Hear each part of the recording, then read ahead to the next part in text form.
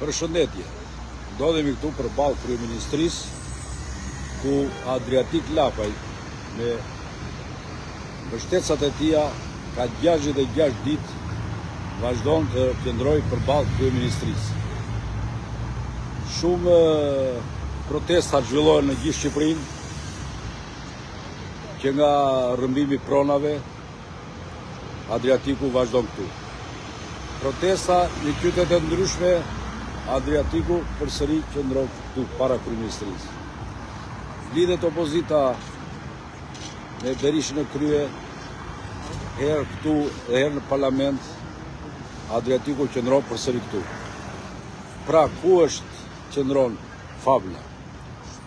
Një plak i moçëm ka thënë kur i vodhën, kur i elmuan qenin, ai tha një lavë te Hoxhaku, kush na helmoi qenin? Dhe pas disa javësh, atyre i vodhën shtëpinë. Të gjithë u quar, gjithë fshati, kush na vodhi? Plaku te Hoxhaku tha, kush na helmoi qenin? Pra, ku qëndron Fabla? Që këtu ka vetëm një të keqe. Nuk gjen dhe nuk shpërndahet të këqijat. Jo parlament, jo ministria, jo Sajmi Tahiri, jo Balluku, jo zvensk kryeministri Ahmetaj, e meradh hajdutët. Pra, Lapaj, si ai plaku mençur, thot,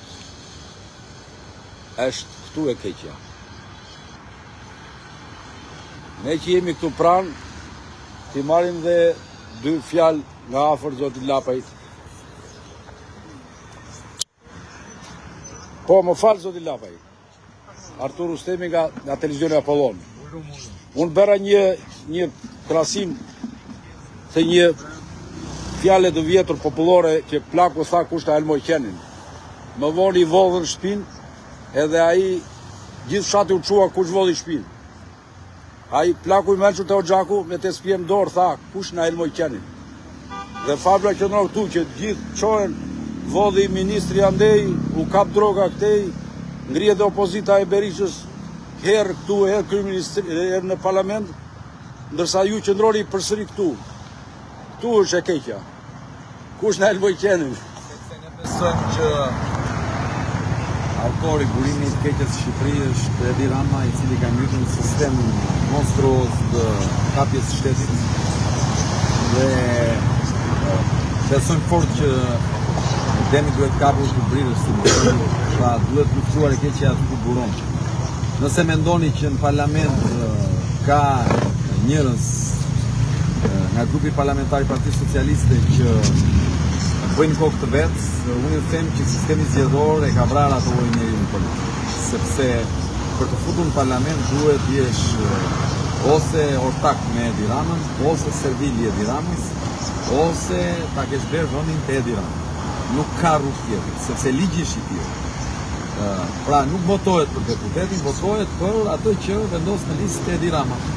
Në këtë kuptim, njeriu që e ka instrumentalizuar këtë sistem është Edi Rama.